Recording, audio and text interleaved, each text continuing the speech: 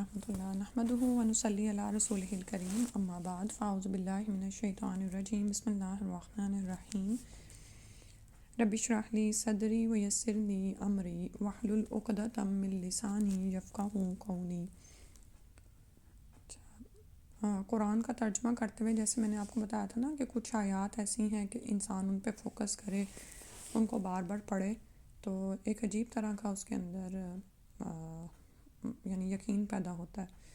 اور کچھ تو ویسے بھی دعائیں ہیں ربنا اور ربی سے شروع ہوتی ہیں، تو لیکن آج آپ کے ساتھ جو پیج شیئر کیا ہے اللہ تعالیٰ کے ساتھ حسن ظن رکھیں، تو اس کے حوالے سے کچھ آیات یہاں پر منتخب کی گئی ہیں۔ استاذہ جی کی لکھی ہوئی کتاب ہے اور انہوں نے اس کو پڑھایا بھی ہے باقاعدہ، یعنی کہ ہر آیت کو کھول کے، اور کیونکہ اور الحمدللہ آپ لوگ بھی کافی قرآن کا ترجمہ تو کر ہی چکے ہیں، تو پھر وہ آیات جو آپ کو آلریڈی آتی ہیں اگر آپ اس کے پیچھے پورا بیک گراؤنڈ بھی ذہن میں لائیں تو انشاءاللہ توکل اور یقین کی الگ ہی کیفیت پیدا ہوتی ہے۔ تو ایک پیج آپ کے ساتھ شیئر کیا ہے، ان معی ربی سیہدین، سورہ شعراء کی آیت 62 سے، بے شک میرا رب میرے ساتھ ہے، وہ ضرور میری رہنمائی کرے گا۔ ٹھیک ہے، بعض اوقات آپ کسی ایسی سچویشن میں ہوتے ہیں کہ کوئی آپ کو ارد گرد مددگار نظر نہیں آ رہا ہوتا، تو اس وقت بار بار ان کلمات کو دہرانا شروع کر دیں، ان معی ربی سیہدین، اور آپ یہ دیکھیں گے کہ آیت کا تکرار کرنے سے بھی ایک الگ ہی کیفیت بنتی ہے۔ پھر ہے ان ربی قریب مجیب، ان ربی غفور الرحیم، ان ربی رحیم ودود، ان ربی لسمیع الدعاء، یعنی دعا کو خوب سننے والا ہے۔ اب یہ دیکھیں کہ اگر انسان بار بار اس کو دہرائے تو کیسے کیفیت بنتی ہے نا، اور یقین آتا ہے۔ ان ربی علی کل شیء حفیظ فان ربی غنی کریم، یقیناً میرا رب بہت بے نیاز نہایت عزت والا ہے۔ اسماء الحسنی میں جو آپ کے سامنے آ رہے ہیں 86 نمبر ہے، المقدم، وہ اپنی حکمت اور مشیت کے مطابق تمام چیزوں کو آگے کرتا ہے۔ مقدمی کا مطلب ہوتا ہے نا قدم سے آگے بڑھانا، آگے بڑھانے والا، تو اللہ سبحانہ وتعالیٰ اپنی حکمت اور مشیت کے ساتھ تمام چیزوں کو آگے کرتے ہیں اور انہیں ان کی جگہ پر رکھتے ہیں، اور اپنے علم و فضل کے مطابق مخلوقات کو ایک دوسرے پر مقدم کرتا ہے۔ ٹھیک ہے، تو آپ یہ دیکھیں کہ یہ حسد کی تو کوئی گنجائش ہی نہیں ہوتی جب ہم اس بات پر ایمان لے آئے کہ اللہ ہی ہمارا رب ہے، تو اس نے جس کو جتنا دیا ہے اور ہمیں جتنا دیا ہے وہ اس کی حکمت کے مطابق ہے۔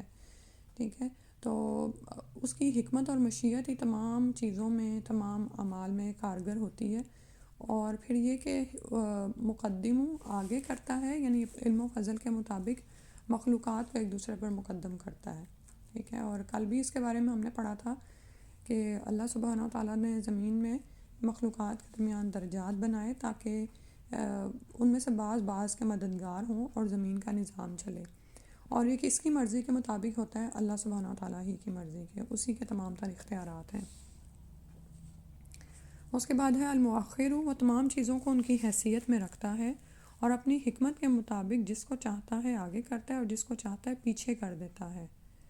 ٹھیک ہے، بندوں سے عذاب کو مؤخر کر دیتا ہے تاکہ وہ توبہ کریں اور اس کی طرف رجوع کریں، اور ہم یہ دیکھتے ہیں کہ یونس بن متیٰ کی بستی سے عذاب کو مؤخر کر دیا گیا تھا اور ایک وقت تک کے لیے ان کو دنیا میں مہلت دی گئی تھی، تو یہ کس کے فیصلے ہوتے ہیں؟ اللہ رب العالمین کے ہی، وہی یہ کرنے والا ہے۔ پھر نمبر 88 ہے المسعر، وہ اپنی حکمت اور علم سے چیزوں کی قیمت، ان کے مقام، مرتبہ اور تاثیر کو بڑھاتا اور زیادہ کرتا ہے یا ان میں کمی کرتا ہے، تو چیزیں سستی اور مہنگی ہوتی ہیں۔ سبحان اللہ، اور کبھی ہم نے یہ سوچا نہیں کہ چیزیں اللہ کے حکم سے ہی سستی اور مہنگی ہوتی ہیں۔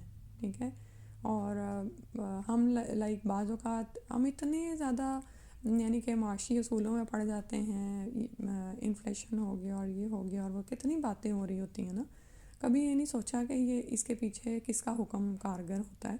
اور حقیقتاً آپ دیکھتے ہیں کہ بعض اوقات آپ کے پاس اتنا مال نہیں ہوتا لیکن جن اشیاء کی آپ کو ضرورت ہوتی ہے اللہ سبحانہ وتعالیٰ یعنی اپنی مشیت، اپنی حکمت سے ان چیزوں کو آپ کی پہنچ میں کر دیتے ہیں اور آپ حیران دیکھتے رہ جاتے ہیں۔ تو اللہ ہی ہے جو چیزوں کو سستا اور مہنگا کرتا ہے، اور اپنی حکمت اور علم سے چیزوں کی قیمت، ان کے مقام، مرتبے اور تاثیر کو بڑھاتے اور زیادہ کرتے ہیں. ٹھیک ہے.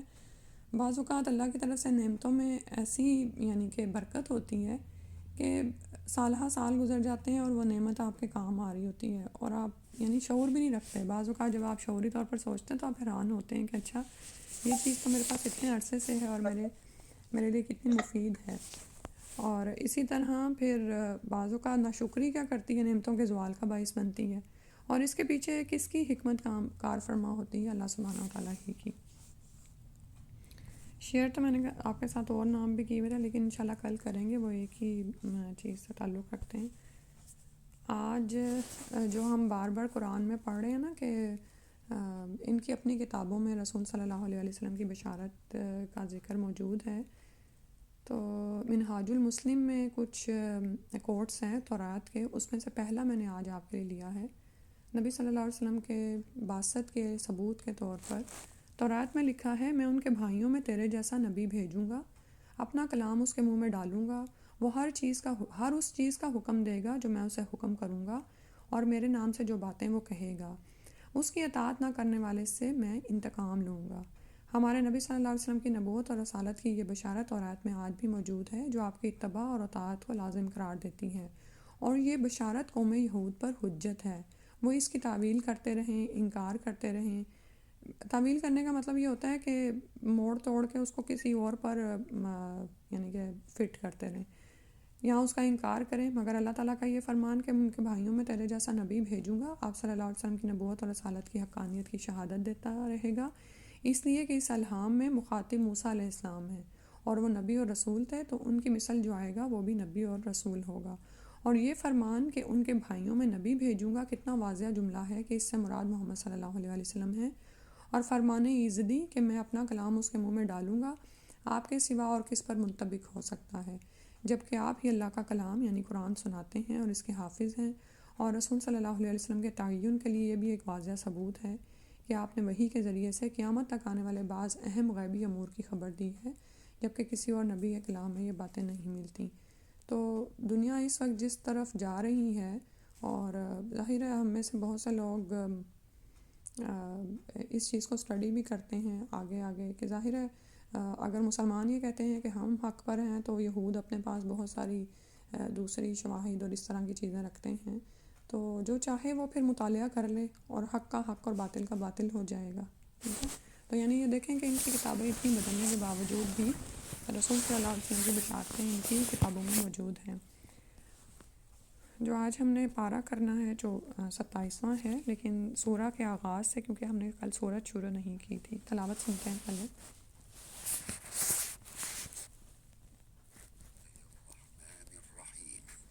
والذاريات ذروا فالحاملات وقرا فالجاريات يسرا فالمقسمات أمرا إنما توعدون لصادق وإن.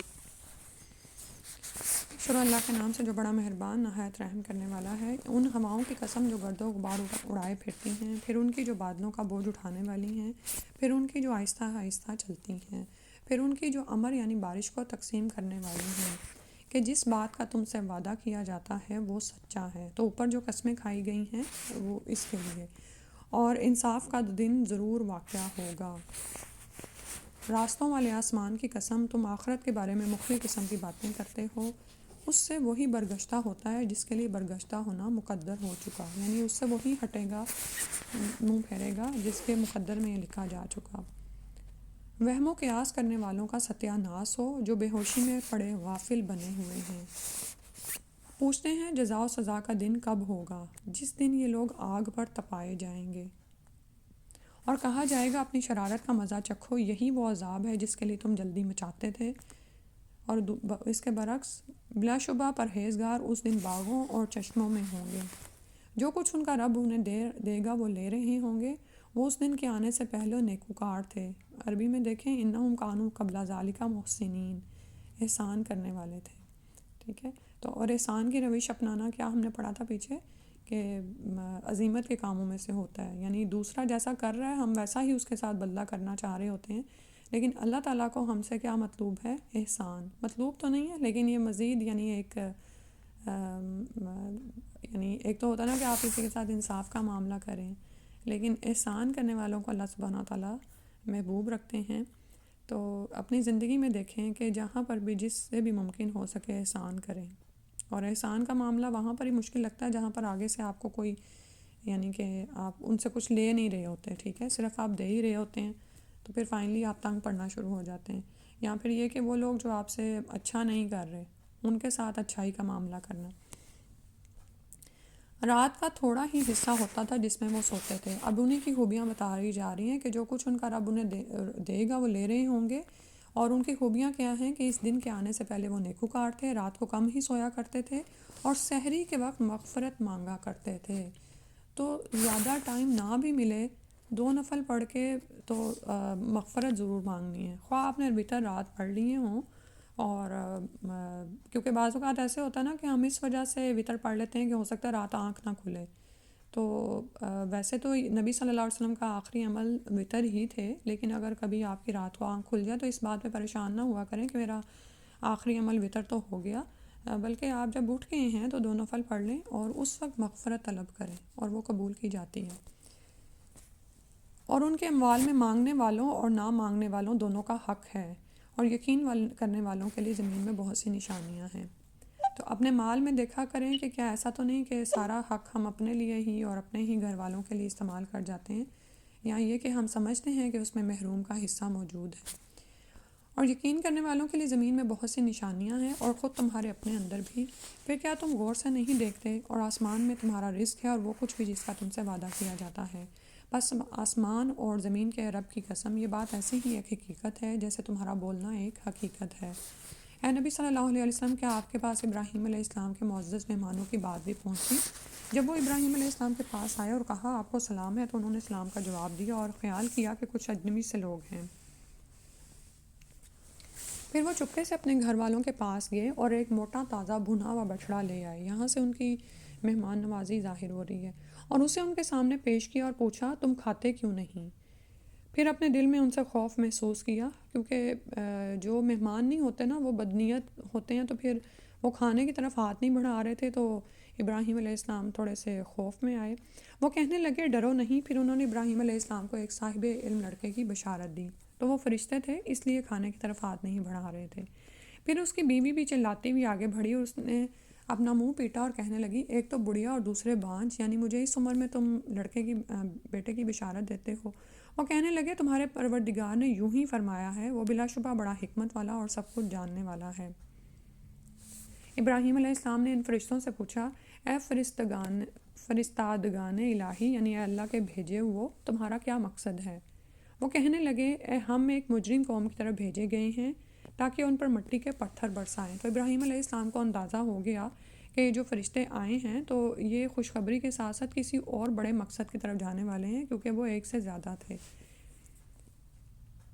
جو حد سے بڑھنے والوں کی ہلاکت کے لیے آپ کے رب کے ہاں سے نشان زدہ ہیں۔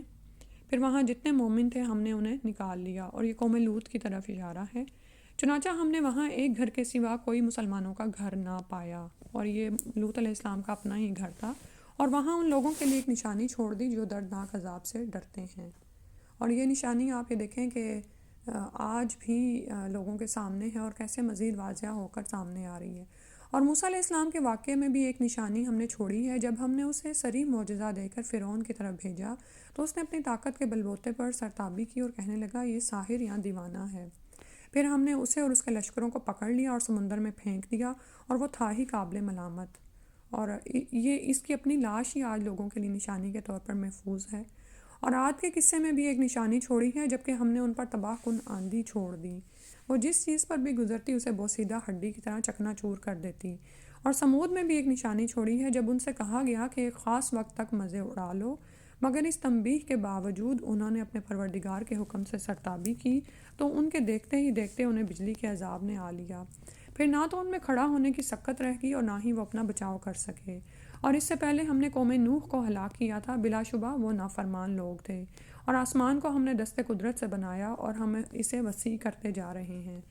اور اس کی بھی جو ثبوت ہے، آپ یہ دیکھیں کہ یہ ایک پیشین گوئی ہے جو اس وقت حق ثابت ہو رہی ہے. اور زمین کو ہم نے بچھا دیا اور ہم بڑے اچھے بچھانے والے ہیں، اور ہر چیز کے ہم نے جوڑے پیدا کر دیے، شاید تم ان سے سبق حاصل کرو. بس اللہ کی طرف دوڑ کر آؤ، میں تمہارے لیے اس کی طرف سے واضح طور پر ڈرانے والا ہوں. تو یہ تاریخ سے اور پھر کائنات سے مثالیں واضح کر کے کس کی طرف بلایا جا رہا ہے؟ فَفِرُّوا إِلَى اللَّهِ، دوڑ کر آؤ، کوشش کرو، سبقت کرو، ایک دوسرے سے آگے بڑھو، بھاگو اس راستے کی طرف. تو اللہ کے رسول نے آ کر خبردار کر دیا اور آخرت کے لیے تیاری کی طرف ابھارا. اور اللہ کے ساتھ کوئی دوسرا الہ نہ بناؤ، میں اس کی طرف تمہیں صاف صاف ڈرا رہا ہوں. اسی طرح ان کفار مکہ سے پہلے جو رسول بھی آیا اسے لوگوں نے یہی کہا کہ وہ جادوگر ہے یا دیوانہ ہے. کیا یہ اس بات کی وصیت کرتے چلے آئے ہیں؟ بلکہ یہ ہیں ہی سرکش لوگ. بس اے نبی صلی اللہ علیہ وسلم، آپ ان کی پرواہ نہ کیجیے، آپ پر کوئی الزام نہیں. اور نصیحت کرتے رہیے کیونکہ نصیحت ایمان لانے والوں کو فائدہ دیتی ہے. تو رسول صلی اللہ علیہ وسلم کی پیروی میں ہمارا بھی یہی عمل ہوگا کہ لوگ مانتے ہیں یا نہیں مانے، آپ ان کی پرواہ نہ کریں، اپنی راہ کھوٹی نہ کریں، لیکن اس کے ساتھ ساتھ الذکر تنفع المؤمنین، نصیحت کرتے رہنا ہے، کیونکہ نصیحت جس کو ماننا ہوتا ہے نا اس کو فائدہ دیتی ہے. اور آپ یہ دیکھیں کہ اصلاح کے کام کی مسلسل ضرورت ہے ہمارے معاشرے میں. اور میں نے جنوں اور انسانوں کو صرف اس لیے پیدا کیا ہے کہ وہ میری عبادت کریں. تو جنوں اور انسانوں کی تخلیق کا مقصد کیا ہے؟ کہ وہ اللہ کی عبادت کریں. سارے دنیا جہان کو انسانوں کے لیے مسخر کیا، اور ان سے کیا مطلوب ہے؟ کہ وہ اللہ کی عبادت کریں. میں ان سے رزق نہیں چاہتا، نہ ہی یہ چاہتا ہوں کہ وہ مجھے کھلائیں. اللہ تو خود ہی رازق ہے، بڑی قوت والا ہے اور زبردست ہے.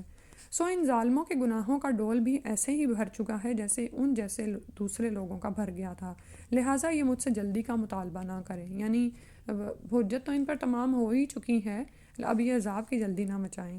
کفر کرنے والوں کے لیے اس دن تباہی ہوگی جس دن سے انہیں ڈرایا جا رہا ہے. تو یہاں پر خاص طور پر اس صورت میں فَفِرُّوا إِلَى اللَّهِ کے جو الفاظ آئے ہیں نا اس پر آپ فوکس کیجئے. اور جس طرح آپ روزے گزرتے چلے جا رہے ہیں اور تھوڑے ہی دن رہ گئے ہیں، لیکن ارد گرد میں بھی آپ کے بھی کچھ ایسے لوگ ہوں جو ابھی سے عید کی بہت ایکسٹرا تیاریوں میں پڑ گئے ہیں. اور یہ جو 10 دن آخر کے بہت ہی اہمیت کے حامل ہیں، اور اس میں صرف طاق ہی نہیں، شف جو ہیں نا، جو جفت دن ہیں، یعنی جیسے کل کی جو رات گزری ہے، سارے ہی دن، ساری ہی راتیں بہت ہی اہمیت کی ہیں، خاص طور پر راتیں جو ہیں.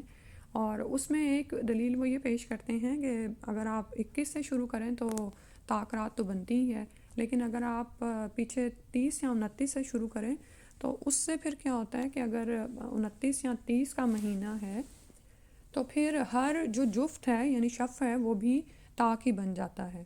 تو سارے ہی 10 دنوں میں کمر کس لیں، جس حد تک بھی ممکن ہو اس کی طرف آئیں. کیونکہ بعض اوقات انسان ہی ہوتا ہے کہ جب تھوڑا سا آخری مرحلہ رہ جاتا ہے نا تو وہ ہاتھ روکنے لگتا ہے، ہوتا ہے نا ایسے. اور ظاہر ہے انرجی بھی اب جا رہی ہے، اور جس طرح آگے آگے ہم بڑھ رہے ہیں، اور یعنی کہ برکت کا آخری قطرہ بھی نہ جانے دیں اپنے ہاتھوں سے. ٹھیک ہے، 29 30 جتنے بھی یہ دن ہیں اس میں مکمل کوشش جاری رکھیں، اللہ سبحانہ و تعالیٰ مغفرت فرما دے. اور یہ مہینہ ہم سے مغفرت کے بغیر جائے نہ. ہم نہیں جانتے کہ ہمیں اگلے سال مہلت ملنے والی ہے یا نہیں، یا یہ کہ ظاہر ہے جو موقع اس وقت میسر ہے گناہوں کی بخشش کروانے کا، وہ پھر تو نہیں آئے گا نا، الا یہ کہ اگلا رمضان آئے یا جو بھی.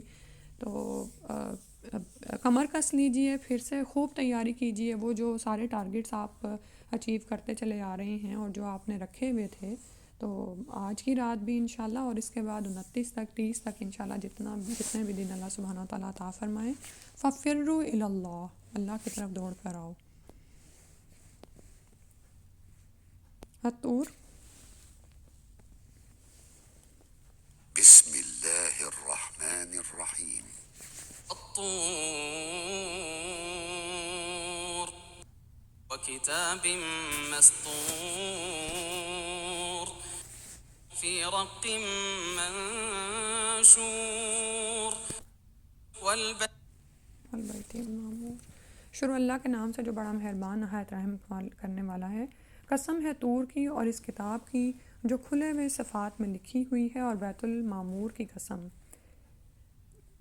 اونچی چھت کی اور جوش مارتے ہوئے سمندر کی کہ آپ کے رب کا عذاب واقعہ ہو کر رہے گا. تو اس بات پر قسم کھائی گئی ہے اسے کوئی روکنے والا نہیں، جس دن آسمان تیزی سے لرزنے لگے گا اور پہاڑ تیزی سے اڑتے پھریں گے. اس دن جھٹلانے والوں کے لیے تباہی ہے جو کج بحثیوں میں پڑے کھیل رہے ہیں، جس دن انہیں دھکے مار مار کر آتش دوزخ کی طرف چلایا جائے گا اور کہا جائے گا یہ ہے وہ جہنم جسے تم جھٹلایا کرتے تھے، اب بتاؤ کیا یہ جادو ہے یا تمہیں کچھ نظر ہی نہیں آتا؟ اس میں داخل ہو جو اب تم صبر کرو یا نہ کرو تمہارے لیے یکساں ہے، تمہیں تو ویسا ہی بدلہ دیا جائے گا جیسے تم کام کرتے رہے۔ اور دوسری طرف البتہ پرہیزگار باغوں اور نعمتوں میں ہوں گے، جو کچھ ہے انہیں ان کا رب عطا کرے گا اس سے لطف اندوز ہوں گے، اور ان کا پروردگار انہیں دوزخ کے عذاب سے بچا لے گا۔ انہیں کہا جائے گا مزے سے کھاؤ پیو، یہ ان اعمال کا بدلہ ہے جو تم کرتے رہے۔ وہ قطار در قطار تختوں پر تکیہ لگائے ہوں گے اور ہم انہیں بڑی بڑی آنکھوں والی حوروں سے بیاہ دیں گے، اور جو لوگ ایمان لائے اور ان کی اولاد نے ایمان لانے میں ان کی پیروی کی تو ہم ان کی اولاد کو بھی ان کے ساتھ ملا دیں گے اور ان کے اپنے عملوں سے کچھ بھی کم نہ کریں گے، ہر شخص اپنے ہی عملوں کے عوض گروی ہے۔ یعنی باوجود اس کے کہ درجات میں کمی بیشی ہوگی اعمال کی وجہ سے، لیکن اللہ سبحانہ تعالیٰ اپنے خاص احسان کی وجہ سے اولاد کو ان کے والدین سے ملا دیں گے، اور جن سے ملایا جائے گا ان کے اعمال میں کچھ بھی کمی نہیں کی جائے گی، اور ہم انہیں پھل اور گوشت جو وہ چاہیں گے دیتے چلے جائیں گے، یعنی اس میں کوئی کمی نہیں آئے گی اور نہ ہی روک ہوگی۔ وہاں وہ لپک لپک کر ایک دوسرے سے جام شراب لیں گے جس میں نہ تو کوئی یاوہ گوئی ہوگی اور نہ ہی کوئی گناہ کا کام، یعنی وہ نہ تو لغو بکیں گے اور نہ ہی کوئی گناہ کا کام کریں گے، کیونکہ وہاں کی شراب خالص شراب ہے اور اس میں کوئی بھی نشہ وغیرہ نہیں ہے۔ وہاں ان کی خدمت پر معمور لڑکے چکر لگاتے رہیں گے اور وہ خود ایسے خوبصورت ہوں گے جیسے چھپا کر رکھے ہوئے موتی۔ وہ ایک دوسرے کی طرف متوجہ ہو کر گزشتہ حالات پوچھیں گے، کہیں گے اس سے پہلے ہم اپنے گھر والوں میں ڈرتے ڈرتے رہا کرتے تھے۔ اس چیز کو فوکس کریں، انا کننا قبل فی اہلنا مشفقین، یعنی وہ خیر و عافیت سے تھے، اپنے گھروں میں تھے، امن و سکون سے تھے، لیکن آخرت کو بھولے ہوئے نہیں تھے۔ ٹھیک ہے، تو مومن کا معاملہ یہی ہوتا ہے کہ وہ اپنے گھروں میں بھی یعنی امن سکون کی حالت میں آپ یہ دیکھیں کہ گھر ایک ایسی جگہ کہ وہاں پر انسان بے خوف ہو کر رہ رہا ہوتا ہے، لیکن بے خوف وہی ہو سکتا ہے نا جو یہ سوچے کہ یہ میری ابدی قیامگاہ ہے، تو ہمیں تو پتہ ہے یہ ہماری ابدی قیامگاہ نہیں ہے، تو پھر ہم رات کو سو بھی جائیں تو پھر کیا ہوتا ہے کہ اس بات کا خدشہ ہوتا ہے کہ کہیں تہجد نہ نکل جائے، کہیں ایسا نہ ہو کہ بچوں کو سحری نہ کروا سکیں، یا یہ کہ فجر کے وقت آنکھ نہ کھلے۔ تو اس بات کو بھی محسوس کیا کریں کہ کیا ایسا تو نہیں ہوتا کہ کبھی ہم بالکل ہی غافل ہو جاتے ہیں اپنے ہی گھروں میں رہتے ہوئے اور یہ سمجھتے ہیں کہ ہم ایسے ہی رہتے رہیں گے امن اور سکون کے ساتھ۔ تو مومنین کا معاملہ کیا ہوتا ہے کہ وہ اپنے گھروں میں ڈرتے ڈرتے رہا کرتے تھے۔ آج اللہ نے ہم پر احسان فرمایا اور ہمیں لو کے عذاب سے بچا لیا۔ ہم اس سے پہلے دنیا میں اسی کو پکارا کرتے تھے، بلا شبہ وہ بڑا احسان کرنے والا اور رحم کرنے والا ہے۔ بس آپ نصیحت کرتے رہیے، اپنے رب کے فضل سے آپ کاہن یا مجنون نہیں۔ یا وہ کہتے ہیں کہ یہ شاعر ہے جس کے متعلق ہم گردش ایام کے منتظر ہیں، یعنی کوئی بری گردش آئے اور یہ پکڑ میں آئے۔ آپ انہیں کہیے تم بھی انتظار کرو، میں بھی تمہارے ساتھ انتظار کرتا ہوں۔ کیا ان کی عقلیں انہیں ایسی ہی باتیں کرنے کا حکم دیتی ہیں، یا پھر یہ لوگ ہیں ہی سرکش، یا پھر یہ کہتے ہیں کہ اس نے اسے خود ہی بنا ڈالا ہے؟ بات یہ نہیں بلکہ یہ ایمان لائیں گے ہی نہیں۔ اگر وہ ان باتوں میں سچے ہیں تو پھر اس جیسا کوئی کلام بنا لائیں، یا کیا وہ بغیر کسی چیز کے خود ہی پیدا ہو گئے ہیں، یا یہ خود اپنے خالق ہیں، یا آسمانوں اور زمین کو انہوں نے پیدا کیا ہے؟ اصل بات یہ ہے کہ وہ اللہ کی قدرتوں پر یقین ہی نہیں رکھتے۔ یا ان کے پاس آپ کے پروردگار کی رحمت کے خزانے ہیں، یا یہ ان خزانوں پر حکم چلانے والے ہیں؟ کیا ان کے پاس کوئی سیڑھی ہے جس پر چڑھ کر وہ عالم بالا کی باتیں سن آتے ہیں؟ اور اگر ایسی بات ہو تو ان میں سے کوئی سننے والا صریح سند کے ساتھ وہ بات پیش کرے۔ کیا اس اللہ کے لیے تو بیٹیاں ہیں اور تمہارے لیے بیٹے؟ اب یہ جو ان کی نفسیات تھی نا اور جس طرح وہ باتیں کرتے تھے وہ سب یہاں پر بیان کر دی گئی ہیں، اور کیوں؟ تاکہ ہم غور و فکر کریں۔ یا آپ ان سے کوئی صلہ مانگتے ہیں جس کے تاوان سے یہ دبے جا رہے ہیں، اور ایسی بھی کوئی بات نہیں تھی کیونکہ ہر نبی اپنا اجر اللہ ہی کے ذمہ رکھتا ہے۔ یا ان کے پاس غیب کا علم ہے جسے وہ لکھتے جاتے ہیں، یا یہ کوئی چال چلنا چاہتے ہیں، حالانکہ یہ کافر خود ہی اس چال میں پھنسنے والے ہیں۔ یا اللہ کے سوا ان کا کوئی اور الہ ہے؟ اللہ ان سب باتوں سے پاک ہے جس میں یہ اس کا شریک بناتے ہیں۔ اگر یہ لوگ آسمان سے کوئی گرتا ہوا ٹکڑا بھی دیکھ لیں تو کہہ دیں گے کہ یہ تو تہ بتہ بادل ہیں۔ لہٰذا انہیں ان کے حال پر چھوڑیے یہاں تک کہ اپنے اس دن کو جا ملیں جس دن یہ بے ہوش ہو کر گر پڑیں گے، جس دن ان کی کوئی چال ان کے کسی کام نہ آئے گی اور نہ ہی انہیں کہیں سے مدد مل سکے گی۔ تو جو بالکل ہی ڈٹائی کی حد کو پہنچ جاتے ہیں ان پہ کوئی نصیحت کارگر نہیں ہوتی، ان کا حال یہی ہوتا ہے۔ ٹھیک ہے، وہ طرح طرح کے بہانے تراشتے ہیں اور نصیحت کی بات کو مانتے نہیں ہیں۔ تو ان کو اس دن سے ڈرایا جا رہا ہے، اس دن سے حسرت دلائی جا رہی ہے کہ جس دن کامیابی کی طرف کوئی واپسی نہیں ہوگی۔ بلا شبہ ظالموں کے لیے سرخروی عذاب کے علاوہ دنیا میں بھی عذاب ہے، لیکن اکثر لوگ جانتے نہیں۔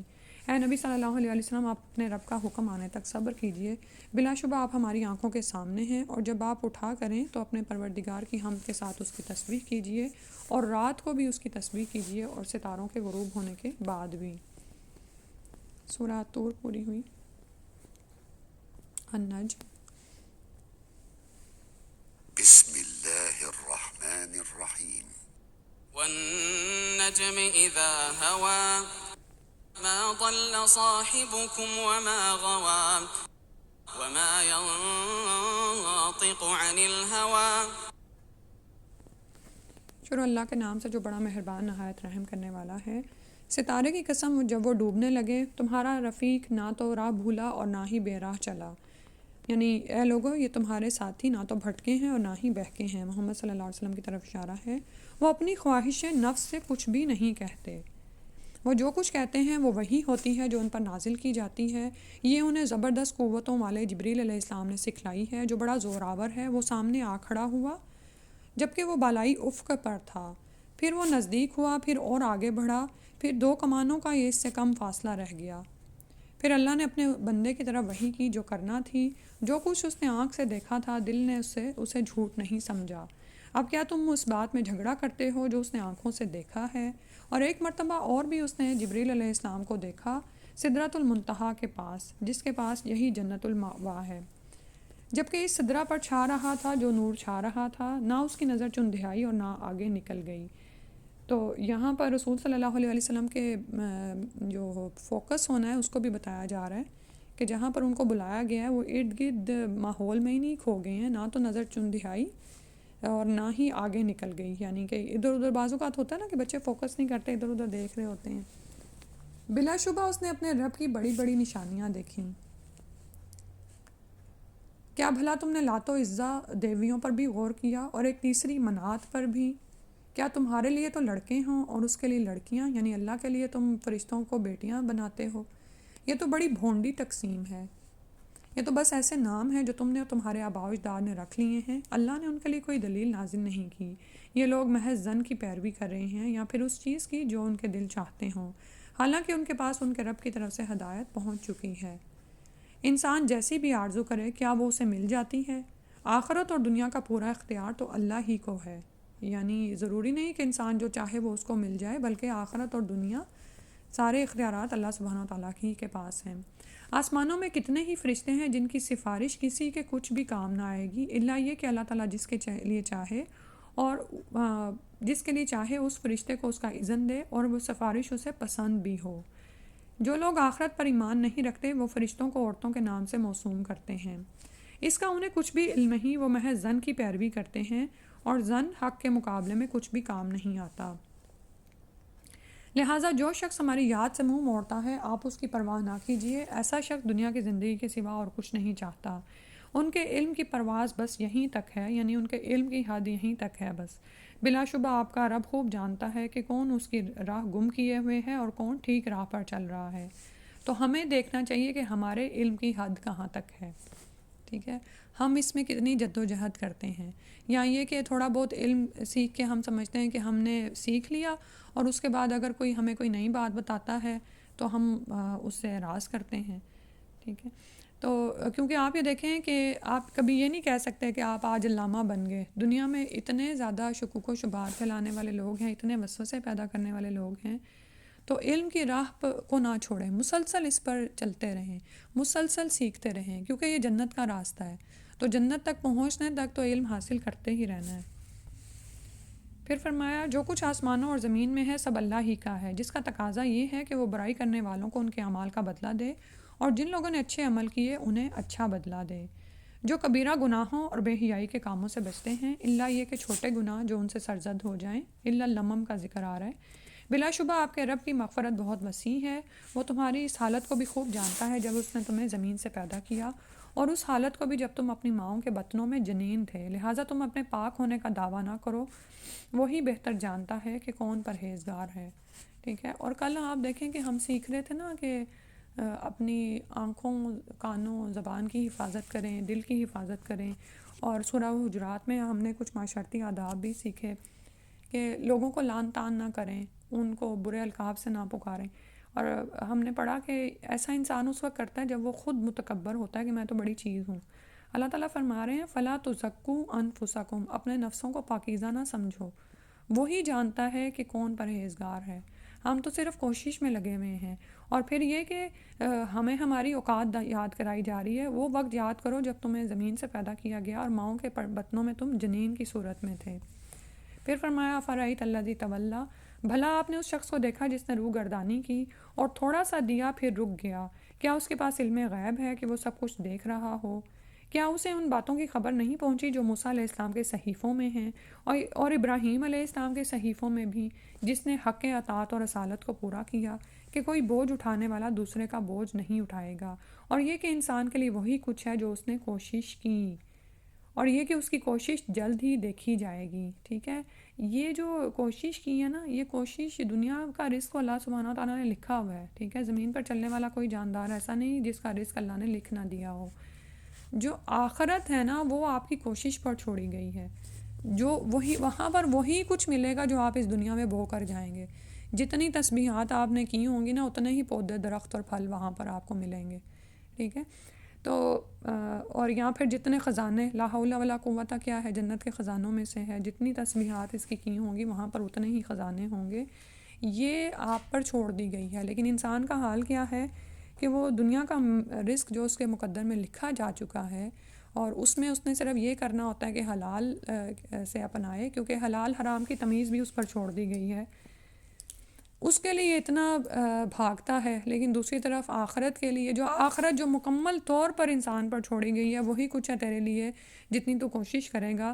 اس میں انسان کیا کرتا ہے، اچھا اللہ تعالیٰ توفیق دیں گے تو پڑھ ہی لوں گی نماز، اللہ توفیق دیں گے تو پھر اب اللہ کو پتہ ہی ہے میرے بچے چھوٹے ہیں، میں فلاں بھی گھر میں کام ہے، یہ بھی ہے، یعنی مختلف بہانے. لیکن دوسری طرف جب ہم دنیا کمانے کی طرف آتے ہیں تو وہی ہمارے بچے ہمیں نظر یاد نہیں رہتے. ٹھیک ہے، بعض اوقات آپ یہ دیکھیں نا کہ کچھ خواتین اپنے کچن میں اتنی بزی ہیں، یا بعض اوقات اتنی وہ ہوتی ہیں کہ دوسرے جب تعریف کر دیتے ہیں تو اسی کام میں لگے رہنا، تو اس وقت نہیں ان کو یہ یاد رہتا کہ میرے تو کام اتنے باقی بھی ذمہ داریاں اور یہ سارا کچھ ہیں. وہ کر رہی ہوتی ہیں، اس میں بھاگ دوڑ کر رہی ہوتی ہیں.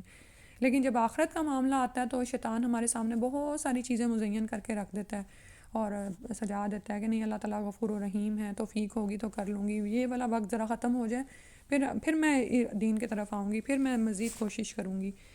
اللہ تعالیٰ نے فرمایا وَأَنَّ سَعْيَهُ سَوْفَ يُرَىٰ، اور یہ کہ اس کی کوشش جلد ہی دیکھی جائے گی، پھر اسے اس کا پورا بدلہ دیا جائے گا. اور یہ کہ سب کو آپ کے رب ہی کے طرف کے پاس پہنچنا ہے، اور یہ کہ وہی ہنساتا اور رلاتا ہے، اور یہ ہے کہ وہی مارتا اور زندہ کرتا ہے. اور یہ کہ اس نے نر اور مادہ دونوں قسمیں پیدا کیں نطفہ سے جبکہ وہ رحم میں ٹپکایا جاتا ہے، اور یہ کہ دوسری بار زندہ کرنا اس کے ذمے ہے. اور یہ کہ وہی دولت مند بناتا اور مفلس کرتا ہے، اور یہ کہ وہی شعراء کا رب ہے. اور یہ کہ اس نے عاد اولیٰ کو ہلاک کیا اور سمود کو بھی حتیٰ کہ باقی نہ چھوڑا، اور اس سے پہلے قوم نوح کو بھی ہلاک کیا کیونکہ وہ لوگ بھی بہت ظالم اور سرکش تھے، اور اسی نے الٹائی ہوئی بستی کو پٹکا، یعنی الٹا کر پٹک دیا. پھر اس پر تباہی چھا گئی جس نے اس بستی کو پوری طرح ڈھانپ لیا. بس تو اے انسان اپنے رب کی کن کن نعمتوں میں شک کرے گا. یہ نبی بھی پہلے ڈرانے والوں میں سے ایک ڈرانے والا ہے. آنے والی گھڑی قریب آ پہنچی ہے، اللہ کے سوا کوئی اسے ہٹانے والا نہیں. کیا تم اس بات سے تعجب کرتے ہو؟ پھر کیا تم اس بات سے تعجب کرتے ہو اور تم ہنستے ہو مگر روتے نہیں. نبی صلی اللہ علیہ وسلم کی وہ حدیث ہے نا کہ اگر تم وہ جان لو جو میں جانتا ہوں تو تم رو زیادہ اور ہنسو کم. اور ہمارا کیا معاملہ ہے، رونا تو ہمیں کبھی کبھار ہی آتا ہے، اور روتے ہم کب ہیں بھلا؟ جب ہمیں دنیا کی کوئی نعمت نہیں ملتی، کوئی چیز چھن جاتی ہے، کوئی چیز چلی جاتی ہے.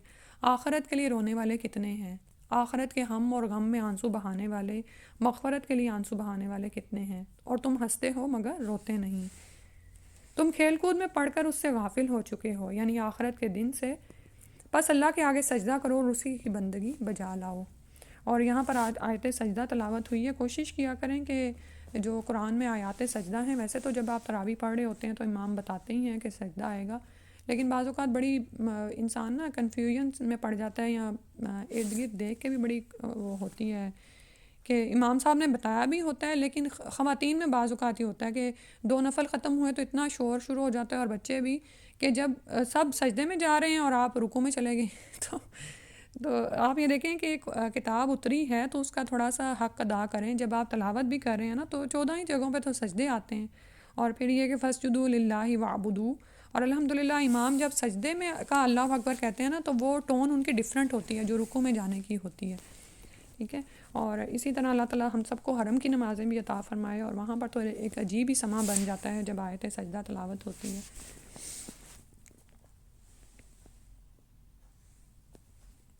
القمر. بسم الله الرحمن الرحيم. اقتربت الساعة وانشق القمر وإن يروا آية يعرضوا ويقولوا سحر مستمر. شروع اللہ کے نام سے جو بڑا مہربان نہایت رحم کرنے والا ہے. قیامت کی گھڑی قریب آ گئی اور چاند پھٹ گیا. یہ کافر خواہ کوئی معجزہ دیکھ لیں تو اس سے منہ موڑ لیتے ہیں اور کہہ دیتے ہیں کہ یہ تو جادو ہے جو ہمیشہ سے چلا آ رہا ہے. انہوں نے اسے جھٹلا دیا اور اپنی خواہشات ہی کی پیروی کی، جبکہ ہر کام کا ایک وقت مقرر ہے. اور ان لوگوں کو پہلی قوموں کی خبریں مل چکی ہیں جن میں کافی تنبیہ ہے، ان میں دانائی کی باتیں ہیں جو اتمام حجت کو کافی ہیں، لیکن یہ تنبیہات یعنی ڈراوے ان کے کسی کام نہ آئے. لہٰذا آپ ان کی پرواہ نہ کیجیے جس دن پکارنے والا ایک ناگوار چیز کی طرف پکارے گا. تو یہ لوگ سہمی سہمی نگاہوں سے اپنی قبروں سے یوں نکل آئیں گے جیسے بکھری ہوئی ٹڈیاں ہوں. وہ پکارنے والے کی طرف دوڑے جا رہے ہوں گے. اس دن کافر کہیں گے یہ دن تو بڑا کٹھن ہے. ان سے پہلے قوم نوح جھٹلا چکی ہیں، انہوں نے ہمارے بندے کو جھٹلا دیا اور کہنے لگے یہ دیوانہ ہے، اور اسے جھڑک دیا. چنانچہ انہوں نے اپنے پروردگار سے دعا کی کہ میں مغلوب ہو چکا، اب تو ان سے بدلہ لے. تب ہم نے موسلا دھار بارش سے آسمان کے دروازے کھول دیے اور زمین کو پھاڑ کر ہم نے کئی چشمے بہا دیے. نیچے اور اوپر کا پانی ایک ایسے کام کے لیے مل گیا جو مقدر ہو چکا تھا. استغفر اللہ. اور نوح علیہ السلام کو ہم نے ایک تختوں اور کیلوں والی کشتی پر سوار کر دیا جو ہماری آنکھوں کے سامنے چل رہی تھی. یہ بدلہ اس شخصی خاطر دیا گیا جس کا انکار کیا گیا تھا. یعنی نوح علیہ السلام نے پکارا تھا نا اپنے رب کو کہ یا اللہ میں مغلوب ہو گیا ہوں، میری مدد کیجیے، تو اس طرح سے مدد کی گئی. اور اس کشتی کو ہم نے ایک نشانی بنا کر چھوڑ دیا. پھر کیا ہے کوئی نصیحت قبول کرنے والا؟ پھر ہے کیا کوئی نصیحت قبول کرنے والا؟ پھر دیکھ لو میرا عذاب کیسا تھا اور میری تنبیہات یعنی ڈراوے کیسے تھے. ہم نے اس قرآن کو نصیحت حاصل کرنے کے لیے آسان بنا دیا ہے. پھر کیا ہے کوئی نصیحت قبول کرنے والا؟ قوم عاد نے بھی جھٹلایا تھا. پھر دیکھ لو میرا عذاب اور میرا ڈرانا کیسا تھا. تو آخری پاروں کا مضمون آپ یہ دیکھیں کہ ایسے لگتا ہے جیسے بات اپنے اتمام حجت کی طرف جا رہی ہے اور آیات اترتی چلی جاتی ہیں، ان کے جو اعتراضات ہیں وہ اتارے جا رہے ہیں اور ساتھ ساتھ پھر بتایا جا رہا ہے. اور قرآن جو ہے وہ نصیحت کے لیے آسان ہے کوئی نصیحت حاصل کرنے والا؟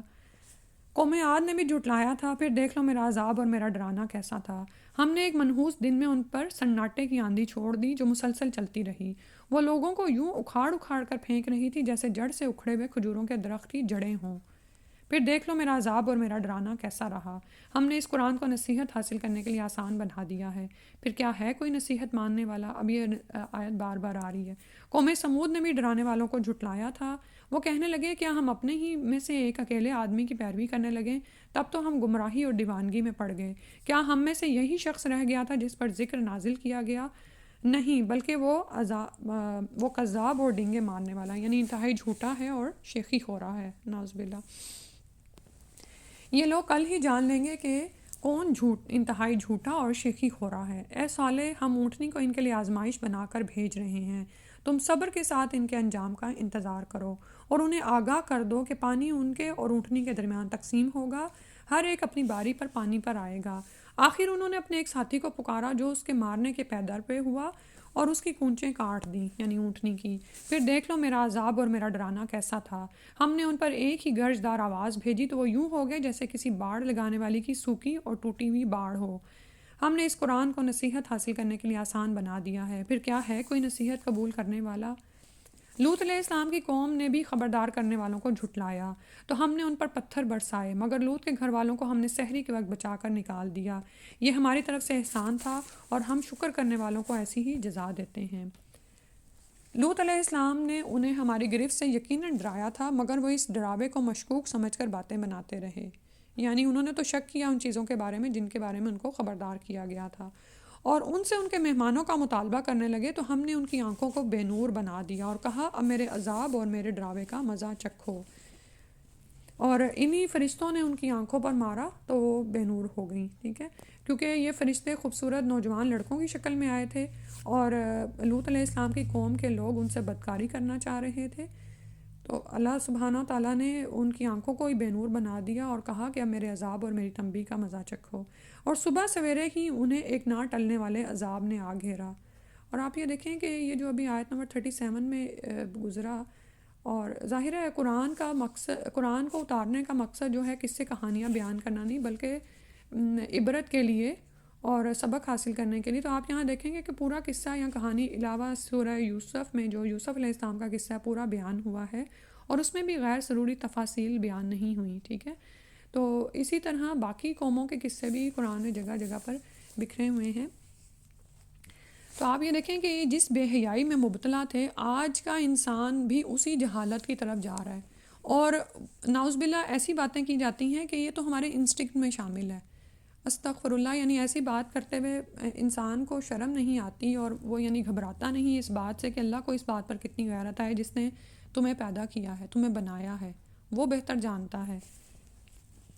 اور صبح سویرے ہی انہیں ایک نہ ٹلنے والے عذاب نے آ گھیرا، تو ہم نے کہا اب میرے عذاب اور میرے ڈراوے کا مزہ چکھو، اور ہم نے اس قرآن کو نصیحت حاصل کرنے کے لیے آسان بنا دیا ہے، پھر کیا ہے کوئی نصیحت ماننے والا؟ آل فرعون کے ہاں بھی ڈرانے والے آئے تھے، انہوں نے ہماری سب نشانیوں کو جھٹلا دیا، تو ہم نے انہیں کسی زبردست اور صاحب قدرت کی گرفت کی طرح پکڑ لیا۔ اے اہل مکہ، کیا تمہارے کافر ان لوگوں سے بہتر ہیں، یا تمہارے لیے آسمانی کتابوں میں نجات لکھ دی گئی ہے؟ کیا وہ یہ کہتے ہیں کہ ہم ایک انتقام لے لینے والی جماعت ہیں؟ ان کی یہ جماعت جلد ہی شکست کھا جائے گی اور پیٹھ دکھا کے بھاگ کھڑے ہوں گے، بلکہ ان سے نمٹنے کا اصل وعدہ تو قیامت ہے، اور قیامت بڑی دہشت ناک اور تلخ تر ہے۔ بلا شبہ مجرم لوگ گمراہی اور دیوانگی میں پڑے ہیں، جس دن یہ دوزخ میں اپنے منہ کے بل گھسیٹے جائیں گے تو ان سے کہا جائے گا اب چکھو جہنم کی لپیٹ کا مزہ۔ یعنی دنیا میں آپ یہ دیکھیں کہ انسان کس طرح سے گناہوں کی لذت میں پڑا رہتا ہے اور بھول جاتا ہے کہ اس کا انجام کیا ہونے والا ہے، اور وہ اپنے اوپر کسی مقتدر ہستی اللہ سے غافل ہے۔ اسی لیے تو آپ یہ دیکھیں کہ سرکشی اور ڈٹائی بڑھتی چلی جا رہی ہے، اور وہ صرف نان مسلم اقوام میں نہیں ہے بلکہ مسلمانوں میں بھی نام کے مسلمان باقی بچے ہیں، جو زبان سے تو کہتے ہیں کہ ہم مسلمان ہیں، لیکن ان کے اعمال، ان کی ظاہری وضاقتہ جو ہے وہ میچ نہیں کرتی ہے، کیونکہ اس کی وجہ یہی ہے کہ وہی چیزیں جیسے ابھی اس بے حیائی کا ہی ذکر آیا کہ بہت ساری ایسی چیزیں جو انسان اپنے خواہش نفس میں پڑھ کر لگا ہوا ہے، اور اس کو قباحت ہی نہیں سمجھتا کہ میرے اس پہننے اوڑھنے میں، کھانے پینے میں، یا کچھ یہ جو بھی جس طرح کا میرا رہائش کا انداز ہے اس میں کوئی قباحتیں ہیں، وہ یہ بھول ہی جاتا ہے خود کو۔ آج کا انسان خود کو بہت یعنی خود مختار چیز سمجھ رہا ہے نا، اور بے حیائی اور برائیوں کی ہم دیکھتے ہیں کہ کس حد تک پھیلتی چلی جا رہی ہیں، اور طرح طرح کے گناہوں کے لذتیں ہیں، مزے ہیں جس میں وہ جا پڑا ہے۔ استغفر اللہ، جس دن یہ دوزخ میں اپنے منہ کے بل گھسیٹے جائیں گے، یعنی انسان اس دن سے ڈرے، ان سے کہا جائے گا اب چکھو جہنم کی لپیٹ کا مزہ، اب اس عذاب کو چکھو ذرا۔ بلا شبہ ہم نے ہر چیز کو ایک مقدار سے پیدا کیا ہے، اور ہمارا حکم بس ایک ہی دفعہ کہنے پر اتنی جلدی ظہور پذیر ہو جاتا ہے جیسے آنکھ کی جھپک، اور تمہاری جیسی تو بہت سی قوموں کو ہم ہلاک کر چکے ہیں، پھر کیا ہے کوئی نصیحت ماننے والا؟ یعنی انسان جو خود کو خود مختار سمجھے بیٹھا ہے، وہ دیکھتا نہیں کہ تم سے پہلے بھی کتنے ہی ایسے با اختیار لوگ تھے جو خود کو مقتدر اعلیٰ سمجھتے تھے، لیکن جب اللہ کی پکڑ آئی تو وہ نہیں بچ پائے، ٹھیک ہے، تو پھر ہے کوئی نصیحت حاصل کرنے والا؟ اور جو کچھ بھی انہوں نے کیا ہے سب اعمال ناموں میں درج ہے، اور ہر چھوٹی اور بڑی بات لکھی ہوئی موجود ہے۔ بلا شبہ پرہیزگار لوگ باغوں اور نہروں میں ہوں گے، قادر مطلق بادشاہ کے پاس عزت کے مقام میں ہوں گے۔ اللہ سبحانہ تعالیٰ ہم سب کو عطا فرمائے، اور اس کے لیے کوششیں کرنی پڑیں گی۔ اندہ ملیک مقتدر، یعنی مقرب، قریب، پاس، قادر مطلق بادشاہ کے پاس، تو دنیا کے بادشاہوں کے پاس عزت کے متلاشی نہ بنے، لوگوں کے ہاں اپنی عزت بنانے کے لیے ان کی ایسی باتیں جو کہ دین و دین سے کہیں کوسوں دور ہیں، ان کی باتوں میں نہ آئیں، بلکہ اللہ کے ہاں اپنی عزت چاہیں، اس کے پاس عزت بنانے کی کوشش کریں، اپنی زندگی کو اسی دنیا میں ہی سنوار لیں۔ جن کاموں میں لوگ پڑے ہوئے ہیں، جن زینتوں کے پیچھے لوگ بھاگ رہے ہیں، اس پر غور و فکر تو کریں کہ یہ کب تک باقی رہنے والی ہیں۔ اصل زینت، اصل آرائش تو آخرت کی ہے، اصل عزت تو آخرت کی ہے، جو اللہ سبحانہ تعالیٰ کے پاس اللہ تعالیٰ عطا فرما دے۔ اس کے بعد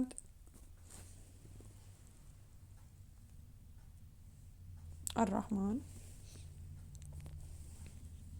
بسم اللہ الرحمن الرحیم۔ الرحمن علم القرآن خلق الإنسان علمه البيان۔ شروع اللہ کے نام سے جو بڑا مہربان نہایت رحم کرنے والا ہے۔ رحمان نے، جس نے یہ قرآن سکھایا، اللہ سبحانہ تعالیٰ کا ذاتی نام الرحمن آیا ہے، بہت رحم کرنے والا۔ اور پہلی بات کیا بیان کی گئی؟ جس نے یہ قرآن سکھایا، یہ اس کی رحمانیت ہے کہ اس نے قرآن اتارا، انسان کو پیدا کیا، قرآن اس کو دیا اور اس نے اسے اظہار مطلب سکھایا۔ یہ بیان کی قوت انسان کو ہی دی گئی ہے، جانوروں کے پاس نہیں ہے، تو پھر اس کو استعمال کریں، جس کام کے لیے دی گئی ہے اس مقصد میں لگائیں۔ سورج اور چاند ایک مقررہ حساب سے چل رہے ہیں اور جڑی بوٹیاں اور درخت اسے سجدہ کر رہے ہیں۔ اس نے آسمان کو بلند کیا اور ترازو بنا دی، یعنی میزان قائم کر دیا، تاکہ تم تولنے میں زیادتی نہ کرو۔ اللہ تطغوا فی المیزان، اللہ نے میزان کو قائم رکھا تو اس کو قائم رکھیں۔ اور میزان کا معاملہ صرف اشیاء کی خرید و فروخت میں نہیں، بلکہ حقوق و فرائض میں بھی میزان کو قائم کریں۔ اللہ کے ساتھ بھی جو آپ کے معاملات چل رہے ہیں نا، اس میں بھی میزان کو قائم رکھیں۔ اور وزن کو انصاف سے تولو اور ترازو میں ڈنڈی نہ مارو۔ اور زمین کو اس نے ساری مخلوق کے لیے بنایا، جس میں ہر طرح کے پھل ہیں اور کھجور کے درخت بھی، جن کے خوشوں پر غلاف ہوتے ہیں، اور اناج بھوسی والا اور خوشبودار پھول بھی۔ پس ہے جنو انس، تو اپنے رب کی کون کون سی نعمتوں کو جھٹلاؤ گے؟ اس نے انسان کو ٹھیکری کی طرح بجنے والی مٹی سے پیدا کیا اور جنوں کو آگ کے شعلے سے پیدا کیا۔ پھر تم اپنے رب کی کون کون سی نعمتوں کو جھٹلاؤ گے؟ وہ دونوں مشرقوں کا بھی مالک ہے اور دونوں مغربوں کا بھی۔ اور یہ جہاں جہاں سورج نکلتا ہے اور غروب ہوتا ہے، مشرقین اور مغربین ان کو کہا گیا ہے، اور بہت سے مشارق اور مغارب بھی ہیں، یہ بھی ہم قرآن میں پڑھ چکے، اور اب اس کو آپ کو سائنس بھی کھول کے بتا رہی ہے۔ پھر تم اپنے پروردگار کی کون کون سی نعمتوں کو جھٹلاؤ گے؟ اس نے 2 دریا رواں کیے جو باہم ملتے ہیں، پھر بھی ان کے درمیان ایک پردہ ہے، وہ اپنی حد سے تجاوز نہیں کرتے۔ یہ اللہ کی کتنی بڑی نشانی ہے۔ پھر تم اپنے پروردگار کی کون کون سی قدرتوں کو جھٹلاؤ گے؟ ان دونوں دریاؤں سے موتی اور مرجان نکلتے ہیں، بس تم اپنے رب کی کون کون سی قدرتوں کو جھٹلاؤ گے؟ اور سمندر میں جو جہاز پہاڑوں کی طرح اونچے اونچے اٹھے ہوئے ہیں، یہ سب اسی کے ہیں۔ پھر تم اپنے رب کے کون کون سے احسانات کو جھٹلاؤ گے؟ اس زمین پر موجود ہر چیز فانی ہونے والی ہے، اور باقی رہے گا صرف تیرے رب کا چہرہ، جو بہت بزرگی اور عظمت والا ہے۔ بس تم اپنے رب کی کون کون سی قدرتوں کو جھٹلاؤ گے؟ آسمانوں اور زمین میں جو مخلوق بھی موجود ہے، سب اسی سے اپنی حاجات مانگتے ہیں، وہ ہر روز ایک نئی شان میں ہیں۔ سبحان اللہ۔ تو دعا مانگتے ہوئے کبھی بھی مایوس نہ ہوا کریں کہ یہ تو میں دعا کتنے سالوں سے مانگ رہی ہوں۔ اللہ سبحانہ تعالیٰ تو ہر روز ایک نئی شان میں ہیں۔ بس تم اپنے پروردگار کی کون کون سی نعمتوں کو جھٹلاؤ گے؟ اے دونوں جماعتوں، ہم عنقریب تمہارے لیے فارغ ہوں گے، یعنی جن و انس۔ بس تم اپنے پروردگار کی کون کون سی نعمتوں کو جھٹلاؤ گے؟ اے جنوں اور انسانوں کے گروہ، اگر تم آسمانوں اور زمین کے کناروں سے نکل کر بھاگ سکتے ہو تو بھاگ دیکھو، تم انتہائی زور کے بغیر نکل نہیں سکو گے۔ اور سلطان کا مطلب ایک زور ہے نا، تو آپ یہ دیکھیں کہ جو آپ کے میزائل اور راکٹس ہیں جو نکل جاتے ہیں زمین کے مدار کو چیرتے ہوئے۔ بس تم اپنے پروردگار کی کون کون سی قدرتوں کو جھٹلاؤ گے؟ تم پر آگ کے شعلے اور سخت گرم دھواں چھوڑ دیا جائے گا، پھر تم اپنا بچاؤ نہ کر سکو گے۔ بس تم اپنے پروردگار کی کون کون سی قدرتوں کو جھٹلاؤ گے؟ جس وقت آسمان پھٹ جائے گا تو تلچھٹ کی طرح سرخ ہو جائے گا، جیسے تیل کے بچے ہوا ہوتا ہے نا، جیسے آج کل آپ فرائنگ کرتی ہوں گی تو اینڈ پہ جو رہ جاتا ہے۔ بس تم اپنے پروردگار کی کون کون سی قدرتوں کو جھٹلاؤ گے؟ اس دن کسی انسان یا جن سے اس کے گناہ کی بابت نہ پوچھا جائے گا کہ آیا اس نے یہ گناہ کیا تھا یا نہیں، یہ تو اوبیس ہوگا یعنی۔ بس تم اپنے پروردگار کی کن کن نعمتوں کو جھٹلاؤ گے؟ مجرم اپنے چہرے کے نشانوں سے پہچان لیے جائیں گے تو ان کی پیشانی کے بالوں اور قدموں کو پکڑ لیا جائے گا۔ بس تم اپنے رب کی کون کون سی قدرتوں کو جھٹلاؤ گے؟ اور انہیں کہا جائے گا یہ ہے وہ دوزخ جسے مجرم جھٹلاتے تھے، اس دن جہنم اور کھولتے ہوئے پانی کے درمیان وہ چکر لگائیں گے۔ بس تم اپنے رب کی کون کون سی قدرتوں کو جھٹلاؤ گے؟ اور جو شخص اپنے رب کے سامنے کھڑا ہونے سے ڈرتا رہا اس کے لیے 2 باغ ہوں گے۔ بس تم اپنے رب کی کون کون سی نعمتوں کو جھٹلاؤ گے؟ وہ دونوں باغ لمبی لمبی اور بڑی بڑی شاخوں والے ہوں گے۔ بس تم اپنے رب کی کون کون سی نعمتوں کو جھٹلاؤ گے؟ ان دونوں میں 2 چشمے جاری ہوں گے۔ بس تم اپنے رب کی کون کون سی نعمتوں کو جھٹلاؤ گے؟ ان دونوں میں ہر قسم کی 2 پھل کی قسمیں ہوں گی۔ بس تم اپنے پروردگار کی کن کن نعمتوں کو جھٹلاؤ گے؟ جنتی لوگ ایسے بچھونوں پر تکیہ لگائے ہوئے ہوں گے جن کے استر موٹے ریشم کے ہوں گے، اور ان دونوں باغوں کے پکے ہوئے پھل لٹک رہے ہوں گے، ان کے قریب ہوں گے، دان قریب ہوں گے۔ تو تم دونوں اپنے رب کی کن کن نعمتوں کو جھٹلاؤ گے؟ ان باغوں میں نگاہیں نیچی رکھنے والی عورتیں ہوں گی جنہیں اس سے پہلے کسی انسان یا جن نے چھوا تک نہ ہوگا۔ بس تم اپنے پروردگار کی کن کن نعمتوں کو جھٹلاؤ گے؟ وہ ایسے ہوں گی جیسے ہیرے اور مرجان۔ بس تم اپنے رب کی کن کن نعمتوں کو جھٹلاؤ گے؟ کیا احسان کا بدلہ احسان کے سوا کچھ اور بھی ہو سکتا ہے؟ بس تم اپنے رب کی کن کن نعمتوں کو جھٹلاؤ گے؟ تو جب احسان کریں تو اللہ سے اجر کی امید رکھیں۔ اور ان 2 باغوں کے علاوہ 2 باغات اور بھی ہوں گے۔ بس تم اپنے پروردگار کی کن کن نعمتوں کو جھٹلاؤ گے؟ یہ دونوں گہرے سبز ہوں گے، یعنی وہ درختوں کی جھنڈ کی اتنی کثرت ہوگی کہ گہرے سبز معلوم ہوں۔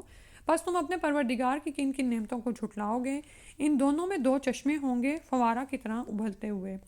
بس تم اپنے پروردگار کی کن کن نعمتوں کو جھٹلاؤ گے؟ ان دونوں میں پھل، کھجوریں اور انار ہوں گے۔ بس تم اپنے پروردگار کی کن کن نعمتوں کو جھٹلاؤ گے؟ اور یہ جو اوپر آ رہا ہے نا آیت نمبر 68 میں، آپ یہ دیکھیں کہ قرآن میں پھلوں کا، زیتون کا اور جو ہیلدی چیزیں نا جن کو آج آپ کی سائنس بھی ہیلدی پروف کر رہی ہے اس کا ذکر آ رہا ہے، لیکن ہم اور ہمارے بچے دودھ اور پھل اور ان چیزوں سے کتنے دور چلے جا رہے ہیں نا۔ شہد میں شفا ہے، مومن کو ہر مہینے 3 دفعہ تو ضرور شہد لینا چاہیے اگر آپ کبھی طاقتور بننا چاہتے ہیں۔ تو فاکہہ، کھجوریں اور انار، تو آج کل جیسے رمضان ہے نا، تو اس میں بھی آپ پھلوں اور سبزی کو ضرور اپنے ڈائٹ میں شامل رکھیں، اور ہر طرح کے جو بھی فائدہ مند خوراک ہے بجائے جنک فوڈ میں پڑنے کے یا فرائنگ میں یا پھر اسی طرح یعنی بیکری آئٹمز، آپ یہ دیکھیں کہ یہ چیزیں کتنی عام ہوتی جا رہی ہیں۔ تو ایک عمر ہوتی ہے جوانی میں انسان ان کو کھا لیتا ہے اور وہ برداشت بھی کر لیتا ہے، لیکن یہ چیزیں اکٹھی ہو کے نا اولڈ ایج میں اس کو تنگ کرتی ہیں، ٹھیک ہے، اور اس کی ساری صلاحیتیں مان پڑنا شروع ہو جاتی ہیں۔ تو قرآن میں بھی ہم دیکھتے ہیں کہ فائدہ مند چیزوں کا کتنا زیادہ ذکر ہے، تو دیکھا کریں کہ وہ ہماری زندگی میں کتنی شامل ہے، ٹھیک ہے۔ تو اپنی ڈائٹ میں ضرور پھل، کھجور، انار، ان چیزوں کو یعنی ایک بڑا حصہ اس کا ہی رکھیں پانی کے ساتھ، اور جیسے میں نے کہا تھا نا پانی میں شفا ہے، تو ہم دیکھتے ہیں کہ ایک حصہ پانی کا، ایک حصہ ہوا کا اور ایک حصہ کھانے کا رکھا جائے، اور کھانے میں بھی آپ زیادہ طور یہ جو ہے نا جنک یا گرینز اور ان سے بچ کے نا پھل اور سبزی کو، ان چیزوں کو ضرور اپنی ڈائٹ میں شامل کریں، دودھ وغیرہ کو، اور اس کا ایک اچھی مقدار رکھیں، یعنی یہ نہ کریں کہ پیٹ اپنا باقی ہی چیزوں سے بھر لیں۔ بس تم اپنے پروردگار کی کن کن نعمتوں کو جھٹلاؤ گے؟ ان دونوں میں خوبصورت اور خوبصورت عورتیں ہوں گی۔ بس تم اپنے پروردگار کی کن کن نعمتوں کو جھٹلاؤ گے؟ وہ خوبصورت آنکھوں والی اور خیموں میں رکی رہنے والی ہوں گی۔ بس تم اپنے پروردگار کی کن کن نعمتوں کو جھٹلاؤ گے؟ انہیں اس سے پہلے کسی انسان یا جن نے چھوا تک نہ ہوگا۔ بس تم اپنے رب کی کن کن نعمتوں کو جھٹلاؤ گے؟ جنتی لوگ سبز اور نفیس و نادر قالینوں پر تکیہ لگائے ہوں گے۔ بس تم اپنے رب کی کن کن نعمتوں کو جھٹلاؤ گے؟ آپ کا پروردگار جو بڑی بزرگی اور عزت والا ہے، اس کا نام بھی بڑا بابرکت ہے۔ سورہ الواقعہ۔ بسم اللہ الرحمن الرحیم۔ إذا وقعت الواقعة ليس لوقعتها كاذبة خافضة رافعة۔ شروع اللہ کے نام سے جو بڑا مہربان نہایت رحم کرنے والا ہے۔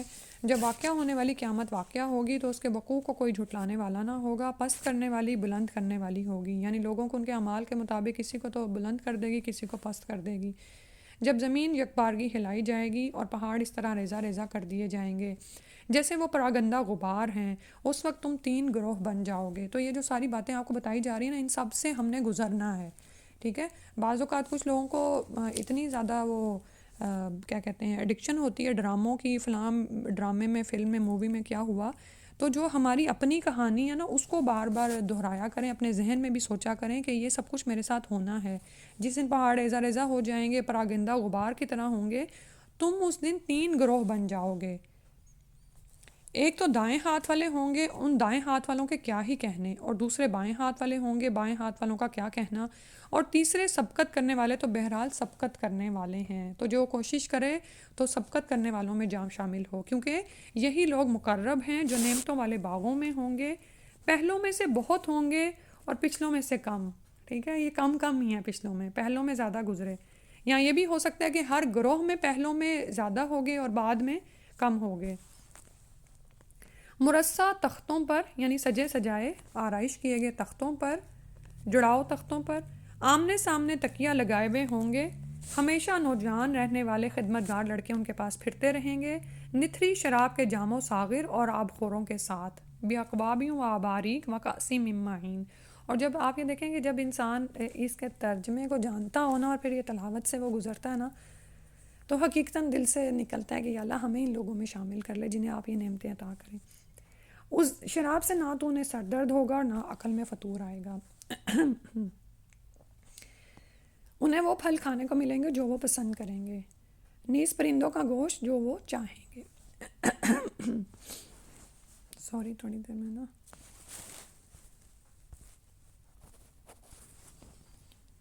اچھا، پھلوں کے بعد یہاں پر اب پرندوں کا گوشت جو ان سا وہ چاہیں گے، کیونکہ یہ بہت لذیذ ہوتا ہے، اور بڑی بڑی آنکھوں والی حوریں ہوں گی جیسے چھپا کر رکھے ہوئے موتی، یہ ان اعمال کا بدلہ ہوگا جو وہ کرتے رہے۔ وہاں وہ نہ تو کوئی بیہودہ بات سنیں گے اور نہ ہی کوئی گناہ کی بات، وہ بس ایک دوسرے کو سلام سلام ہی کہا کریں گے۔ اور آپ یہ دیکھیں کہ جنت میں وہی لوگ پہنچائے جائیں گے نا جن کے دنیا میں بھی ایسا ہی اخلاق ہے، ان کی زبانوں پر طعنہ زنی نہیں ہے، ان کی زبانوں پر دوسروں کو برا بھلا کہنا نہیں ہے یا ہر وقت ڈانٹ ڈپٹ نہیں ہے، بلکہ وہ سلامتی ہی کی باتیں کرتے ہیں۔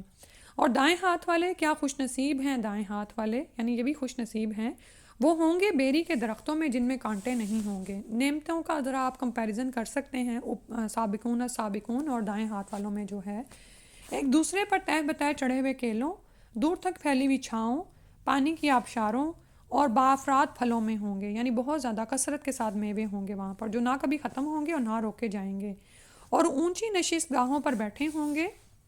ہم ان کی بیویوں یعنی حوروں کو عجب انداز سے از سر نو پیدا کریں گے، انہیں باقرہ بنائیں گے یعنی کنواریاں بنا دیں گے، جو اپنے شوہروں سے محبت کرنے والی اور ان کی ہم عمر ہوں گی، شوہروں سے محبت کرنے والیاں ہوں گی وہاں پر، ٹھیک ہے، اپنی محبت اپنے زوج سے دیکھیں۔ یہ کچھ ہوگا داہنے ہاتھ والوں کے لیے جو پہلوں میں سے بھی بہت سے ہوں گے اور پچھلوں میں سے بھی بہت سے۔ یہ جو دائیں ہاتھ والے ہیں نا، یہ پہلوں میں بھی زیادہ ہیں اور بعد والوں میں بھی، ان کی تعداد آپ کو پھر زیادہ مل رہی ہے۔ اور بائیں ہاتھ والے جو ہوں گے تو ان کی بدبختی کا کیا کہنا، وہ تپتی ہوئی لو اور کھولتے پانی میں اور سیاہ دھوئیں کے سائے میں ہوں گے جو نہ ٹھنڈا ہوگا اور نہ آرام دے۔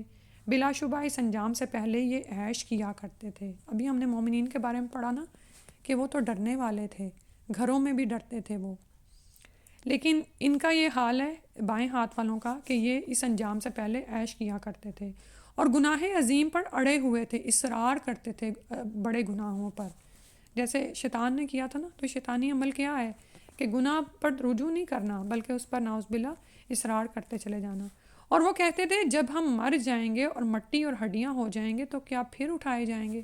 اچھا، یہ جو گناہ پر اصرار کی بات آئی ہے نا، تو اس کو نا اپنی ذات میں چیک کیا کریں، کیونکہ نا ہم عورتیں بڑی جذباتی ہوتی ہیں اور جس بات کو ہم پکڑ لیتے ہیں نا اس پر رہ ہی جاتی ہیں، غلطی نہیں مانتی۔ دیکھا ہوگا آپ نے کچھ عورتوں کو بھی اور خود اپنے اندر بھی یہ دیکھا کریں، خامد کے ساتھ کوئی چھوٹی موٹی لڑائی ہوئی ہے تو بس دوسرے کو غلط ثابت کرنے پر ہم تلے ہوئے ہوتے ہیں اور اپنی غلطی نہیں مانیں گے اور نہ ہی دیکھنے کی کوشش کریں گے کہ کچھ ہم نے بھی کیا تھا کہ نہیں، ٹھیک ہے۔ اللہ تعالیٰ ہمیں اس چیز سے نکالے اور زیادہ سے زیادہ رجوع کرنے والے ہم ہو جائیں، ٹھیک ہے، اپنی غلطیوں پر نظر رکھنے والے۔ اللہ تعالیٰ ہمیں توبہ کی بار بار توفیق دیتا رہے، آمین یا رب العالمین۔ آیت نمبر 47، اور کہتے تھے جب ہم مر جائیں گے اور مٹی اور ہڈیاں ہو جائیں گے تو کیا پھر اٹھائے جائیں گے، اور کیا ہمارے اگلے باپ دادا بھی۔ آپ ان سے کہیے کہ بلا شبہ پہلے اور پچھلے بھی یعنی سب کے سب ایک معلوم دن کو اکٹھے کیے جائیں گے جس کا وقت مقرر ہے۔ پھر تمہیں جھٹلانے والے گمراہو، تمہیں تھوہر کے درخت کا کھانا ہوگا، اسی سے تم اپنے پیٹ بھرو گے، پھر اوپر سے کھولتا ہوا پانی پینا ہوگا جس سے تم پیاس کی بیماری والے اونٹ کی طرح پیو گے، یعنی گھٹاگھٹ جیسے پیاس کا مارا اونٹ پیتا ہے۔ جزا و سزا کے دن یہی تمہاری مہمانی ہوگی، بلا شبہ ہم نے تمہیں پیدا کیا ہے تو تم تصدیق کیوں نہیں کرتے۔ بھلا دیکھو جو منی تم ٹپکاتے ہو تو اس بچے کو تم پیدا کرتے ہو یا اسے پیدا کرنے والے ہم ہیں؟ ہم نے تمہارے درمیان موت کو مقدر کر دیا ہے اور ہم اس بات سے عاجز نہیں ہیں کہ تمہاری صورتیں بدل ڈالیں اور تمہیں ایسی صورت میں پیدا کریں جو تم نہیں جانتے۔ اپنی پہلی پیدائش کو تو تم خوب جانتے ہو، پھر تم کیوں سبق حاصل نہیں کرتے؟ بھلا دیکھو جو بیج تم بوتے ہو تو اس سے کھیتی تم نکالتے ہو یا اگانے والے ہم ہیں؟ اگر ہم چاہیں تو اسے بھس بنا دیں، پھر تم باتیں بناتے رہ جاؤ کہ ہم پر تو الٹی چٹی پڑ گئی، بلکہ ہمارے نصیب ہی پھوٹ گئے۔ بھلا دیکھو جو پانی تم پیتے ہو کیا اسے بادل سے تم نے اتارا یا اتارنے والے ہم ہیں؟ اگر ہم چاہیں تو اسے کھاری بنا دیں، پھر تم شکر ادا کیوں نہیں کرتے؟ بھلا دیکھو جو آگ تم جلاتے ہو تو اس کے درخت کو تم نے پیدا کیا تھا یا اسے ہم پیدا کرنے والے ہیں؟ ہم نے اس درخت کو یاد دہانی کا ذریعہ اور مسافروں کے فائدے کی چیز بنا دیا ہے، یعنی سبحان اللہ، سبز درخت سے آگ نکلتی ہے، لہٰذا اپنے پروردگار کے نام کی تسبیح کرو جو بڑا عظمت والا ہے۔ میں ستاروں کے محلے وقوع کی قسم کھاتا ہوں، اور اگر تم سمجھو تو یہ یقیناً ایک بہت بڑی قسم ہے کہ یہ قرآن بلا شبہ بلند پایا کتاب ہے جو ایک محفوظ کتاب میں درج ہے، جسے پاک لوگوں کے سوا کوئی نہیں چھو سکتا۔ یہ پروردگار عالم کی طرف سے نازل ہوئی ہے۔ پھر کیا تم اس کلام سے مداہنت کرتے ہو، یعنی نرمی برتتے ہو، اور اس میں اپنا حصہ تم نے یہ رکھا ہے کہ اسے جھٹلاتے رہو؟ پھر ایسا کیوں نہیں ہوتا کہ جب جان ہنسلی کو پہنچ جاتی ہے، یعنی حلق تک آ جاتی ہے، اور تم اس وقت دیکھ رہے ہوتے ہو کہ یہ تم نزا کی حالت میں ہو، اور ہم اس وقت تم سے بھی زیادہ اس جان کے نزدیک ہوتے ہیں لیکن تم دیکھ نہیں سکتے؟ پھر اگر تم کسی کے محکوم نہیں اور اگر تم اپنی بات میں سچے ہو تو اس جان کو لوٹا کیوں نہیں لیتے؟ یعنی اگر تم اتنی قدرت اور اختیار رکھتے ہو تو تمہیں یہ نظر نہیں آتا کہ تمہارا جان پر کوئی اختیار نہیں ہے؟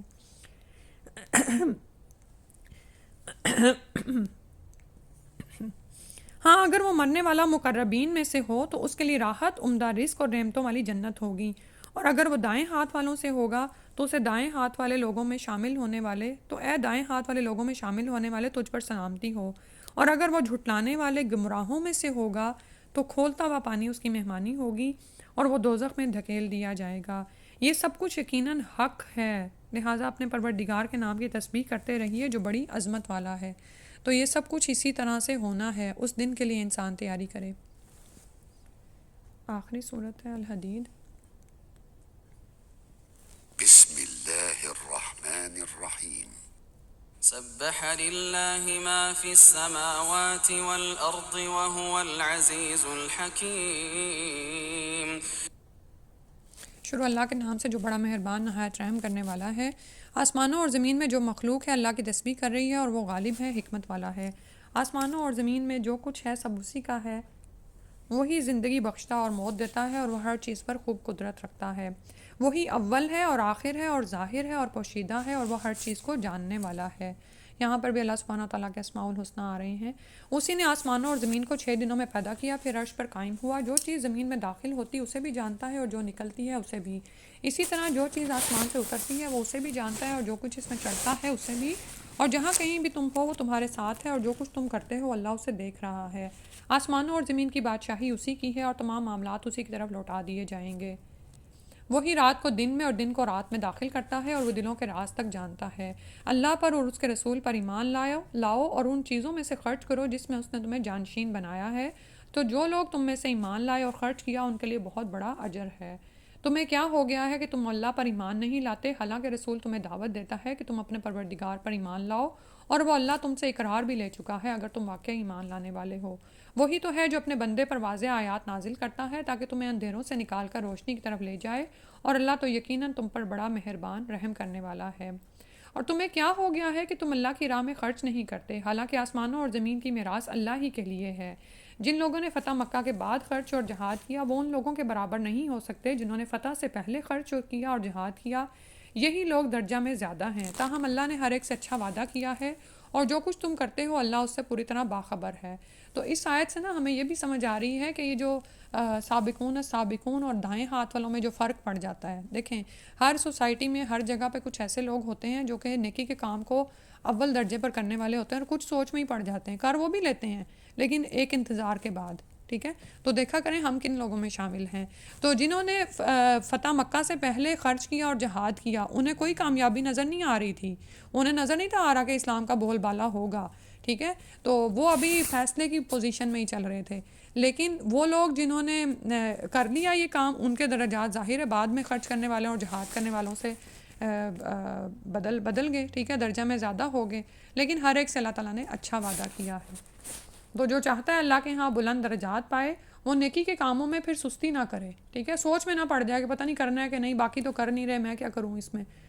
کون ہے جو اللہ کو قرض دے، اچھا قرض جسے وہ اس کے لیے دگنا بڑھا دے اور اسے عمدہ اجر عطا کرے. تو اللہ سبحانہ تعالیٰ جب آپ کا فی سبیل اللہ لگائے گئے مال کو قرض کہہ رہے ہیں، تو آپ کو کیا شک ہے کہ وہ واپس نہیں لوٹائیں گے آپ کو. سبحان اللہ، اس دنیا میں واپس آتا ہے.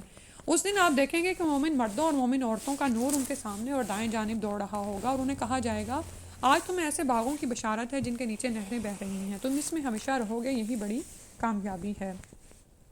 تو یہ نور ہے نا جو ان کے اعمال کا ہوگا، سبحان اللہ، اور ایمان کا، کہ وہ ان کے آگے آگے ہوگا، انہوں نے راہ دکھا رہا ہوگا. اس دن منافق مرد اور منافق عورتیں ایمانداروں سے کہیں گے ہماری طرف دیکھو تاکہ ہم بھی تمہارے نور سے کچھ روشنی حاصل کر سکیں. انہیں کہا جائے گا پیچھے چلے جاؤ اور نور تلاش کرو. پھر ان کے درمیان ایک دیوار کھڑی کر دی جائے گی جس میں ایک دروازہ ہوگا، اس دروازے کے اندر تو رحمت ہوگی اور باہر عذاب ہوگا. منافق مومنوں کو پکار کر کہیں گے کیا ہم دنیا میں تمہارے ساتھ نہ تھے؟ مومن کہیں گے کیوں نہیں، لیکن تم نے تو خود اپنے آپ کو فتنے میں ڈالا اور موقع کی انتظار کرتے رہے اور شک میں پڑے رہے اور جھوٹی آرزویں تمہیں دھوکے میں ڈالے رہیں تاکہ اللہ کا حکم آ پہنچا، اور اس وقت تک بڑا دھوکے باز شیطان تمہیں اللہ کے بارے میں دھوکہ ہی دیتا رہا. تو کیا ایسا تو نہیں کہ ایمان والوں کو ہم دیکھتے ہیں کہ وہ آگے بڑھتے چلے جا رہے ہیں، یا سابقون آگے بڑھ رہے ہیں، لیکن ہم ابھی انتظار میں ہی ہوتے ہیں. ٹھیک ہے، بعض اوقات کچھ معاملات ایسے ہوتے ہیں، نیکی کے کچھ کام ایسے ہوتے ہیں کہ آپ دوسروں کو کرتے دیکھ رہے ہوتے ہیں اور آپ کہتے ہیں پتہ نہیں اس کو کیا ہو گیا. ٹھیک ہے، اور ہم انتظار ہی کی حالت میں ہوتے ہیں. اللہ سبحانہ تعالیٰ ہمیں اس سے نکال دے. کہا کہ شک میں پڑے رہے، جھوٹی آرزویں تمہیں دھوکے میں ڈالی رہیں، تو تردد سے باہر آئیے، اپنی زندگی کو اسی دنیا میں سنوار لیں. لہٰذا آج نہ تم سے فدیہ قبول کیا جائے گا اور نہ ان لوگوں سے جنہوں نے کفر کیا. تم سب کا ٹھکانہ دوزخ ہے، وہی تمہاری خبرگیری کرنے والی ہے، اور یہ بدترین انجام ہے. جو لوگ ایمان لائے ہیں، کیا ان کے لیے ایسا وقت نہیں آیا کہ اللہ کے ذکر سے اور جو حق نازل ہوا ہے اس سے ان کے دل پسیج جائیں؟ یعنی ایمان لا کر اور جب یہ آیات اتر رہی ہیں تو کیا حالت ایسی نہیں آئی ابھی ہم سب کی کہ اللہ کے ذکر سے اور جو حق نازل ہوا ہے اس سے ہمارے دل پسیج جائیں، ان لوگوں کی طرح نہ ہو جائیں جنہیں اس سے پہلے کتاب دی گئی تھی، پھر ان پر ایک طویل مدت گزر گئی تو ان کے دل سخت ہو گئے اور آج ان میں سے اکثر فاسق ہیں. تو جب آپ علم حاصل کر رہے ہوتے ہیں نا، تو تھوڑی بریک بھی دیا کریں اور عمل کی طرف راغب ہوا کریں. ٹھیک ہے، ایسا نہ ہو کہ ہم اہل کتاب کی طرح ہو جائیں جنہیں علم دیا گیا اور وہ پڑھتے گئے یہاں تک کہ ان کے دل ہی سخت پڑ گئے. ٹھیک ہے، اور ان میں سے اکثر فاسق ہی ہیں. اور جان لو کہ اللہ تعالیٰ ہی زمین کو اس کے مردہ ہونے کے بعد زندگی بخشتا ہے. ہم نے تمہارے لیے آیات کھول کھول کر بیان کر دی ہیں شاید کہ تم کچھ سمجھ سکو. مردوں اور عورتوں میں سے جو لوگ صدقہ کرنے والے ہیں اور جن لوگوں نے اللہ کو قرض حسنہ دیا، وہ ان کے لیے دگنا کر دیا جائے گا اور ان کے لیے عمدہ اجر ہوگا. اور جو لوگ اللہ پر اور اس کے رسول پر ایمان لائے ہیں وہی اپنے رب کے ہاں صدیق اور شہید ہیں. انہیں اپنے اپنے اعمال کے مطابق اجر بھی ملے گا اور روشنی بھی. اور جنہوں نے کفر کیا اور ہماری آیات کو جھٹلا دیا تو ایسے ہی لوگ اہل دوزخ ہیں. خوب جان لو کہ دنیا کی زندگی محض کھیل تماشا، زینت اور آرائش، تمہارا آپس میں ایک دوسرے پر فخر کرنا اور مال و اولاد میں ایک دوسرے سے زیادہ حاصل کرنے کی کوشش کرنا ہے. جیسے بارش ہوئی تو اس کی نباتات نے کاشتکاروں کو خشک کر دیا، پھر وہ جوبن پر آتی ہے، پھر تو اسے زرد پڑی ہوئی دیکھتا ہے، پھر آخرکار وہ بھوس بن جاتی ہے. جبکہ آخرت میں ایسی غفلت کی زندگی کا بدلہ سخت عذاب ہے. اور ایمان والوں کے لیے اللہ کی بخشش اور اس کی رضا ہے، اور دنیا کی زندگی تو محض دھوکے کا سامان ہے. تو پھر تم کیا کرو کہ اس دھوکے سے نکلو، اپنے پروردگار کی مغفرت اور اس جنت کو حاصل کرنے کے لیے ایک دوسرے سے آگے نکل جاؤ جس کا عرض یعنی چوڑائی آسمان اور زمین کے عرض کے برابر ہے. وہ ان لوگوں کے لیے تیار کی گئی ہے جو اللہ پر اور اس کے رسول پر ایمان لائے. یہ اللہ کا فضل ہے، جسے چاہے دیتا ہے، اور اللہ بڑے فضل والا ہے. کوئی بھی مصیبت جو زمین میں آتی ہے یا خود تمہارے نفوس کو پہنچتی ہے، وہ ہمارے پیدا کرنے سے پہلے ہی ایک کتاب میں لکھی ہوئی ہے، اور یہ بات بلا شبہ اللہ کے لیے آسان کام ہے. یہ اس لیے کہ جو کچھ تمہیں نہ مل سکے اس پر تم غم نہ کیا کرو، اور جو کچھ اللہ تمہیں دے دے اس پر اترایا نہ کرو. اور اللہ کسی بھی خود پسند اور فخر کرنے والے کو پسند نہیں کرتا. تو یہاں پر قسمت پر راضی رہنے کا بھی اشارہ ہمیں مل رہا ہے. پھر اس کے بعد فرمایا جو خود بھی بخل کرتے اور لوگوں کو بخل کا حکم دیتے ہیں، اور جو منہ موڑے تو اللہ تو ہے ہی بے نیاز اور وہ اپنی ذات میں محمود ہے. بلا شبہ ہم نے رسولوں کو واضح دلائل دے کر بھیجا اور ان کے ساتھ کتاب اور میزان نازل کی تاکہ لوگ انصاف پر قائم رہیں اور لوہا بھی نازل کیا جس میں بڑا زور ہے اور لوگوں کے لیے اور بھی فائدے ہیں، اور اس لیے بھی کہ اللہ کو معلوم ہو جائے کہ اسے دیکھے بغیر کون اس کی اور اس کے رسول کی مدد کرتا ہے، اور اللہ بڑا طاقتور ہے اور زبردست ہے۔ تو کون اللہ اور اس کے رسول کی مدد کرتا ہے؟ بالغیب، غیب کے ساتھ، کیونکہ غیب کا ہی ایمان جو ہے وہ مطلوب ہے نا۔ تو دیکھیں کہ یہاں پر ہمارا کیا مقام ہے، ہمارا کیا عمل ہے اس میں۔ پھر اس کے بعد فرمایا ہم نے ابراہیم اور نوح علیہ السلام کو رسول بنا کر بھیجا، اور نبوت اور کتاب انہی دونوں کی اولاد میں رکھ دی، پھر ان میں کچھ تو راہ راست پر رہے اور اکثر لوگ نافرمان ہی تھے۔ پھر ان دونوں کے بعد ہم نے لگاتار کئی رسول بھیجے، اور ان کے بعد عیسیٰ ابن مریم کو بھیجا اور اسے انجیل عطا کی، اور جن لوگوں نے عیسیٰ علیہ السلام کی پیروی کی ان کے دلوں میں ہم نے نرم دلی اور رحم ڈال دیا، اور ترک دنیا جو انہوں نے خود ایجاد کر لی تھی یعنی رہبانیت، ہم نے ان پر فرض نہیں کی تھی، مگر اللہ کی رضا حاصل کرنے کی خاطر انہوں نے ایسا کر تو لیا مگر اسے نبھا نہ سکے جیسا کہ اسے نبھانے کا حق تھا۔ ان میں سے جو لوگ ایمان لائے تھے ہم نے انہیں ان کا اجر دے دیا، مگر ان میں سے زیادہ تر نافرمان ہی تھے۔ اے ایمان والو، اللہ سے ڈرتے رہو اور اس کے رسول پر ایمان لاؤ، اللہ تمہیں اپنی رحمت سے دگنا اجر عطا کرے گا اور ایسا نور بخشے گا جس کی روشنی میں تم چلو گے، اور تمہیں معاف کر دے گا، اور اللہ بخشنے والا ہے، رحم کرنے والا ہے۔ تاکہ اہل کتاب یہ نہ سمجھ بیٹھیں کہ مسلمان اللہ کے فضل کا کچھ بھی حصہ حاصل نہیں کر سکتے، حالانکہ فضل تو اللہ کے ہاتھ میں ہے، جسے چاہے دیتا ہے، اور اللہ بڑا فضل والا ہے۔ الحمدللہ پارہ مکمل ہو گیا، کل انشاءاللہ 28واں کریں گے۔ سبحانک اللہم و بحمدک، اشہد ان لا الہ الا انت، استغفرک و اتوب الیک۔ السلام علیکم و رحمۃ اللہ۔